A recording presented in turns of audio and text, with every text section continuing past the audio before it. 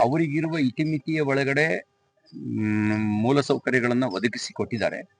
ನಾವೇನು ಪೂರ್ಣ ನ್ಯಾಯದ ಬೇಡಿಕೆ ಇಟ್ಟಿದ್ದೇವೆ, ಅದಕ್ಕೆ ಅದು ಇನ್ನೂ ಆಗಿಲ್ಲ. ಈಗಲೂ ನಾವು ಮುಖ್ಯಮಂತ್ರಿಗಳಿಗೆ ವಿನಂತಿ ಮಾಡಲಿಕ್ಕೆ ಬಯಸ್ತೇನೆ. ನೀವು ಹಾಲಿ ನ್ಯಾಯಾಧೀಶರ ಒಂದು ನೇತೃತ್ವದಲ್ಲಿ ಒಂದು ತನಿಖೆ ನಡೆಸಿ, ಸರ್ಕಾರಿ ದಾಖಲೆಗಳನ್ನೇ ಅವ್ರು ಪರಿಶೀಲನೆ ಮಾಡಲಿ. ಮೈಸೂರು ಮಹಾರಾಜರ ಪತ್ರಾಗಾರದಲ್ಲಿರ್ತಕ್ಕಂಥ ದಾಖಲೆಗಳನ್ನ ಪರಿಶೀಲನೆ ಮಾಡಲಿ. ನಾವು ಅವತ್ತಿಗೂ ಹೇಳ್ತಾ ಇದೀವಿ, ಇವತ್ತು ಹೇಳ್ತಾ ಇದೀವಿ, ದತ್ತಾತ್ರೇಯ ಪೀಠ ಬೇರೆ, ಬಾಬಾ ಬುಡಾನ್ ದರ್ಗಾ ಬೇರೆ ಅಂತ. ಎರಡೂ ಒಟ್ಟ ಅಂತ ಹೇಳಿ ಭಾವಿಸಿರೋದೇ ಒಂದು ವಿವಾದಕ್ಕೆ ಕಾರಣ. ಅದ್ರ ಜೊತೆಗೆ ಕೆಲವರು ಅವತ್ತು ಸ್ವಾರ್ಥದ ಉದ್ದೇಶದಿಂದ ಇಲ್ಲಿ ಬರ್ತಕ್ಕಂಥ ಹರಕೆ ಕಾಣಿಕೆಗಳನ್ನ ಲಪ್ಟಾಯಿಸೋದಕ್ಕೆ ಮತ್ತು ಭೂಮಿಯನ್ನ ಅತಿಕ್ರಮಿಸ್ಕೊಳ್ಳೋದಕ್ಕೆ ಸಂಚು ಮಾಡಿದ್ರು. ಆ ಸಂಚಿಗೆ ಸರ್ಕಾರ ಒತ್ತಾಸೆಯಾಗಿ ನಿಲ್ಲಬಾರ್ದು. ನೀವು ಈಗ ನ್ಯಾಯಾಲಯದಲ್ಲಿ ನಾವು 5 ದಶಕಗಳಿಂದ ನ್ಯಾಯಾಲಯದಲ್ಲಿ ಹೋರಾಟ ಮಾಡ್ತಿದ್ವಿ. ಭಾರತದ ನ್ಯಾಯಾಂಗದ ವ್ಯವಸ್ಥೆಯಲ್ಲಿ ನಾವು ತಕ್ಷಣ ನ್ಯಾಯ ಪಡೆಯೋಕೆ ಸಾಧ್ಯ ಇಲ್ಲ. 5 ದಶಕಗಳ ನಿರಂತರ ಹೋರಾಟದ ನಂತರನೂ ಒಂದಲ್ಲ ಒಂದು ರೀತಿಯಲ್ಲಿ ನ್ಯಾಯಾಲಯದಲ್ಲೇನೆ ಇಡುವಂತ ಒಂದು ವ್ಯವಸ್ಥೆ ಬೇರೆ ಬೇರೆ ರೂಪದಲ್ಲಿ ಬಂದ್ಬಿಟ್ಟಿದೆ. ಹಾಗಾಗಿ ಅದರಿಂದ ಹೊರತಾಗಿಯೂ ಕೂಡ ಸರ್ಕಾರ ನ್ಯಾಯ ಕೊಡ್ಲಿಕ್ಕೆ ಸಾಧ್ಯ ಇದೆ. ಅದಕ್ಕಾಗಿ ತಕ್ಷಣ ಒಂದು ಸಮಿತಿಯನ್ನ ನಿಯುಕ್ತಿ ಮಾಡಿ ಹಾಲಿ ನ್ಯಾಯಾಧೀಶರ ನೇತೃತ್ವದಲ್ಲಿ ಅವರು ದಾಖಲೆಗಳನ್ನು ಪರಿಶೀಲನೆ ಮಾಡಿ ದಾಖಲೆಗಳ ಆಧಾರದಲ್ಲಿಯೇ ನಿರ್ಣಯ ತೆಗೆದುಕೊಂಡು. ದತ್ತಾತ್ರೇಯ ಪರಂಪರೆ ಅನ್ನೋದು ಅದೊಂದು ರೀತಿ ಅವಧೂತ ಪರಂಪರೆ. ಅಂದ್ರೆ ಇದ್ದೂ ಇಲ್ಲದಂತಿರುವ ಪ್ರಾಪಂಚಿಕ ವ್ಯವಹಾರದಲ್ಲಿದ್ದು ಕೂಡ ಒಂದು ರೀತಿಯಲ್ಲಿ ಮುಕ್ತರಾಗಿ ನಮ್ಮ ಆಧ್ಯಾತ್ಮಿಕ ಆದರ್ಶದ ಪಾಲನೆ ಮಾಡ್ತಕ್ಕಂಥ ಒಂದು ವ್ಯವಸ್ಥೆ ದತ್ತಾತ್ರೇಯ ಪರಂಪರೆ. ಅದರ ಅಂಗವಾಗಿ ನಾವು 26ನೇ ತಾರೀಕು ಮಾಲಾಧಾರಣೆ ಮಾಡಿ ವ್ರತಧಾರಿಗಳಾಗಿ ಇವತ್ತು ಮನೆ ಮನೆಗೆ ಹೋಗಿ ಭಿಕ್ಷಾಟನೆ ಮಾಡ್ತಾ, ಆ ಭಿಕ್ಷಾಟನೆ ಮೂಲಕ ನಮ್ಮೊಳಗಿರ್ತಕ್ಕಂಥ ಅಹಂಕಾರವನ್ನ ದೂರಗೊಳಿಸ್ಕೊಂಡು ಸಮಾಜದ ಋಣದಲ್ಲಿ, ದೇವ ಋಣದಲ್ಲಿ, ಪ್ರಕೃತಿಯ ಋಣದಲ್ಲಿ, ಋಷಿ ಋಣದಲ್ಲಿ ನಾವಿದ್ದೇವೆ, ತಂದೆ ತಾಯಿಗಳ ಋಣದಲ್ಲಿದ್ದೇವೆ ಅನ್ನುವಂಥ ಕೃತಜ್ಞತಾ ಭಾವವನ್ನು ಇಟ್ಕೊಂಡು ಬದುಕನ್ನ ಸಾರ್ಥಕಗೊಳಿಸ್ಕೊಳ್ತಕ್ಕಂಥ ಪ್ರೇರಣೆ ಕೊಡ್ತಕ್ಕಂಥ ಪರಂಪರೆ ಅವಧೂತ ಪರಂಪರೆ.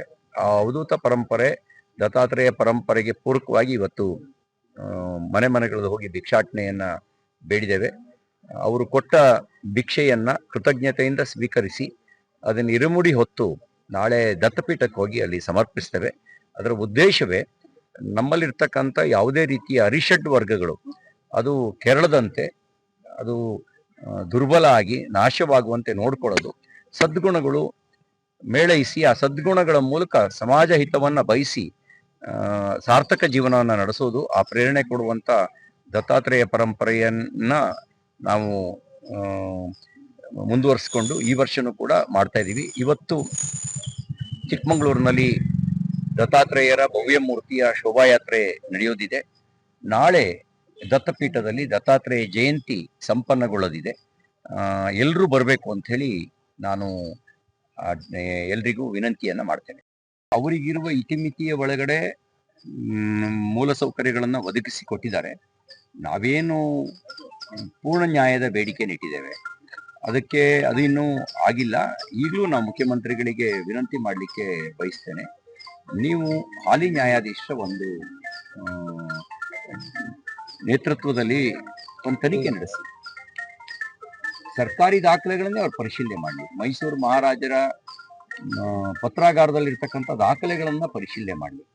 ನಾವು ಅವತ್ತಿಗೂ ಹೇಳ್ತಾ ಇದೀವಿ, ಇವತ್ತು ಹೇಳ್ತಾ ಇದೀವಿ, ದತ್ತಾತ್ರೇಯ ಪೀಠ ಬೇರೆ, ಬಾಬಾ ಬುಡಾನ್ ದರ್ಗಾ ಬೇರೆ ಅಂತ. ಎರಡೂ ಒಟ್ಟ ಅಂತ ಹೇಳಿ ಭಾವಿಸಿರೋದೇ ಒಂದು ವಿವಾದಕ್ಕೆ ಕಾರಣ.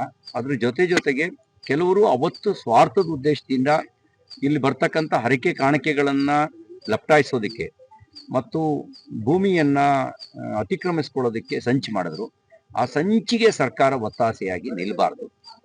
ನೀವು ಈಗ ನ್ಯಾಯಾಲಯದಲ್ಲಿ ನಾವು 5 ದಶಕಗಳಿಂದ ನ್ಯಾಯಾಲಯದಲ್ಲಿ ಹೋರಾಟ ಮಾಡ್ತಿದ್ವಿ. ಭಾರತದ ನ್ಯಾಯಾಂಗದ ವ್ಯವಸ್ಥೆಯಲ್ಲಿ ನಾವು ತಕ್ಷಣ ನ್ಯಾಯ ಪಡೆಯೋಕೆ ಸಾಧ್ಯ ಇಲ್ಲ.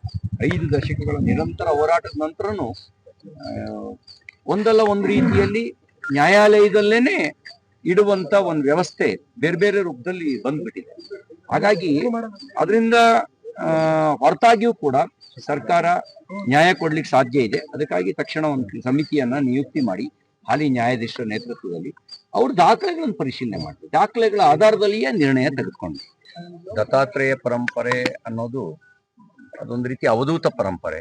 ಅಂದ್ರೆ ಇದ್ದೂ ಇಲ್ಲದಂತಿರುವ ಪ್ರಾಪಂಚಿಕ ವ್ಯವಹಾರದಲ್ಲಿದ್ದೂ ಕೂಡ ಒಂದು ರೀತಿಯಲ್ಲಿ ಮುಕ್ತರಾಗಿ ನಮ್ಮ ಆಧ್ಯಾತ್ಮಿಕ ಆದರ್ಶದ ಪಾಲನೆ ಮಾಡ್ತಕ್ಕಂಥ ಒಂದು ವ್ಯವಸ್ಥೆ ದತ್ತಾತ್ರೇಯ ಪರಂಪರೆ.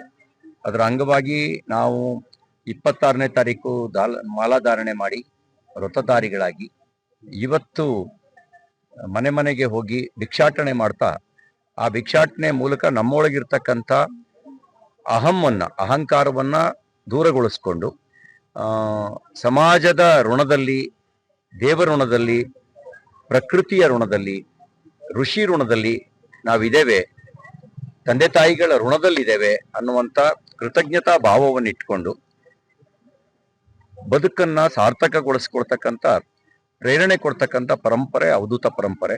ಆ ಅವಧೂತ ಪರಂಪರೆ ದತ್ತಾತ್ರೇಯ ಪರಂಪರೆಗೆ ಪೂರಕವಾಗಿ ಇವತ್ತು ಮನೆ ಮನೆಗಳಲ್ಲಿ ಹೋಗಿ ಭಿಕ್ಷಾಟನೆಯನ್ನ ಬೇಡಿದ್ದೇವೆ. ಅವರು ಕೊಟ್ಟ ಭಿಕ್ಷೆಯನ್ನ ಕೃತಜ್ಞತೆಯಿಂದ ಸ್ವೀಕರಿಸಿ ಅದನ್ನು ಇರುಮುಡಿ ಹೊತ್ತು ನಾಳೆ ದತ್ತಪೀಠಕ್ಕೆ ಹೋಗಿ ಅಲ್ಲಿ ಸಮರ್ಪಿಸ್ತೇವೆ. ಅದರ ಉದ್ದೇಶವೇ ನಮ್ಮಲ್ಲಿರ್ತಕ್ಕಂಥ ಯಾವುದೇ ರೀತಿಯ ಅರಿಷಡ್ ವರ್ಗಗಳು ಅದು ಕೆರಳದಂತೆ, ಅದು ದುರ್ಬಲ ಆಗಿ ನಾಶವಾಗುವಂತೆ ನೋಡ್ಕೊಳ್ಳೋದು, ಸದ್ಗುಣಗಳು ಮೇಳೈಸಿ ಆ ಸದ್ಗುಣಗಳ ಮೂಲಕ ಸಮಾಜ ಹಿತವನ್ನ ಬಯಸಿ ಸಾರ್ಥಕ ಜೀವನವನ್ನ ನಡೆಸೋದು. ಆ ಪ್ರೇರಣೆ ಕೊಡುವಂತ ದತ್ತಾತ್ರೇಯ ಪರಂಪರೆಯನ್ನ ನಾವು ಮುಂದುವರಿಸಿಕೊಂಡು ಈ ವರ್ಷನೂ ಕೂಡ ಮಾಡ್ತಾ ಇದ್ದೀವಿ. ಇವತ್ತು ಚಿಕ್ಕಮಗಳೂರಿನಲ್ಲಿ ದತ್ತಾತ್ರೇಯರ ಭವ್ಯ ಮೂರ್ತಿಯ ಶೋಭಾಯಾತ್ರೆ ನಡೆಯೋದಿದೆ. ನಾಳೆ ದತ್ತಪೀಠದಲ್ಲಿ ದತ್ತಾತ್ರೇಯ ಜಯಂತಿ ಸಂಪನ್ನಗೊಳ್ಳೋದಿದೆ. ಎಲ್ಲರೂ ಬರಬೇಕು ಅಂತ ಹೇಳಿ ನಾನು ಎಲ್ರಿಗೂ ವಿನಂತಿಯನ್ನ ಮಾಡ್ತೇನೆ. ಅವರಿಗಿರುವ ಇತಿಮಿತಿಯ ಒಳಗಡೆ ಮೂಲಸೌಕರ್ಯಗಳನ್ನು ಒದಗಿಸಿ ಕೊಟ್ಟಿದ್ದಾರೆ. ನಾವೇನು ಪೂರ್ಣ ನ್ಯಾಯದ ಬೇಡಿಕೆ ಇಟ್ಟಿದ್ದೇವೆ, ಅದಕ್ಕೆ ಅದು ಇನ್ನೂ ಆಗಿಲ್ಲ. ಈಗಲೂ ನಾವು ಮುಖ್ಯಮಂತ್ರಿಗಳಿಗೆ ವಿನಂತಿ ಮಾಡಲಿಕ್ಕೆ ಬಯಸ್ತೇನೆ. ನೀವು ಹಾಲಿ ನ್ಯಾಯಾಧೀಶರ ಒಂದು ನೇತೃತ್ವದಲ್ಲಿ ಒಂದು ತನಿಖೆ ನಡೆಸಿ ಸರ್ಕಾರಿ ದಾಖಲೆಗಳನ್ನೇ ಅವ್ರು ಪರಿಶೀಲನೆ ಮಾಡಲಿ. ಮೈಸೂರು ಮಹಾರಾಜರ ಪತ್ರಾಗಾರದಲ್ಲಿರ್ತಕ್ಕಂಥ ದಾಖಲೆಗಳನ್ನ ಪರಿಶೀಲನೆ ಮಾಡಲಿ. ನಾವು ಅವತ್ತಿಗೂ ಹೇಳ್ತಾ ಇದೀವಿ, ಇವತ್ತು ಹೇಳ್ತಾ ಇದೀವಿ, ದತ್ತಾತ್ರೇಯ ಪೀಠ ಬೇರೆ, ಬಾಬಾ ಬುಡಾನ್ ದರ್ಗಾ ಬೇರೆ ಅಂತ. ಎರಡೂ ಒಟ್ಟ ಅಂತ ಹೇಳಿ ಭಾವಿಸಿರೋದೇ ಒಂದು ವಿವಾದಕ್ಕೆ ಕಾರಣ. ಅದ್ರ ಜೊತೆಗೆ ಕೆಲವರು ಅವತ್ತು ಸ್ವಾರ್ಥದ ಉದ್ದೇಶದಿಂದ ಇಲ್ಲಿ ಬರ್ತಕ್ಕಂಥ ಹರಕೆ ಕಾಣಿಕೆಗಳನ್ನ ಲಪ್ಟಾಯಿಸೋದಕ್ಕೆ ಮತ್ತು ಭೂಮಿಯನ್ನ ಅತಿಕ್ರಮಿಸ್ಕೊಳ್ಳೋದಕ್ಕೆ ಸಂಚು ಮಾಡಿದ್ರು. ಆ ಸಂಚಿಗೆ ಸರ್ಕಾರ ಒತ್ತಾಸೆಯಾಗಿ ನಿಲ್ಬಾರ್ದು. ನೀವು ಈಗ ನ್ಯಾಯಾಲಯದಲ್ಲಿ ನಾವು 5 ದಶಕಗಳಿಂದ ನ್ಯಾಯಾಲಯದಲ್ಲಿ ಹೋರಾಟ ಮಾಡ್ತಿದ್ವಿ. ಭಾರತದ ನ್ಯಾಯಾಂಗದ ವ್ಯವಸ್ಥೆಯಲ್ಲಿ ನಾವು ತಕ್ಷಣ ನ್ಯಾಯ ಪಡೆಯೋಕೆ ಸಾಧ್ಯ ಇಲ್ಲ. 5 ದಶಕಗಳ ನಿರಂತರ ಹೋರಾಟದ ನಂತರನು ಒಂದಲ್ಲ ಒಂದು ರೀತಿಯಲ್ಲಿ ನ್ಯಾಯಾಲಯದಲ್ಲೇನೆ ಇಡುವಂತ ಒಂದು ವ್ಯವಸ್ಥೆ ಬೇರೆ ಬೇರೆ ರೂಪದಲ್ಲಿ ಬಂದ್ಬಿಟ್ಟಿದೆ. ಹಾಗಾಗಿ ಅದರಿಂದ ಹೊರತಾಗಿಯೂ ಕೂಡ ಸರ್ಕಾರ ನ್ಯಾಯ ಕೊಡ್ಲಿಕ್ಕೆ ಸಾಧ್ಯ ಇದೆ. ಅದಕ್ಕಾಗಿ ತಕ್ಷಣ ಒಂದು ಸಮಿತಿಯನ್ನ ನಿಯುಕ್ತಿ ಮಾಡಿ ಹಾಲಿ ನ್ಯಾಯಾಧೀಶರ ನೇತೃತ್ವದಲ್ಲಿ ಅವರು ದಾಖಲೆಗಳನ್ನು ಪರಿಶೀಲನೆ ಮಾಡಿ ದಾಖಲೆಗಳ ಆಧಾರದಲ್ಲಿಯೇ ನಿರ್ಣಯ ತೆಗೆದುಕೊಂಡು. ದತ್ತಾತ್ರೇಯ ಪರಂಪರೆ ಅನ್ನೋದು ಅದೊಂದು ರೀತಿ ಅವಧೂತ ಪರಂಪರೆ.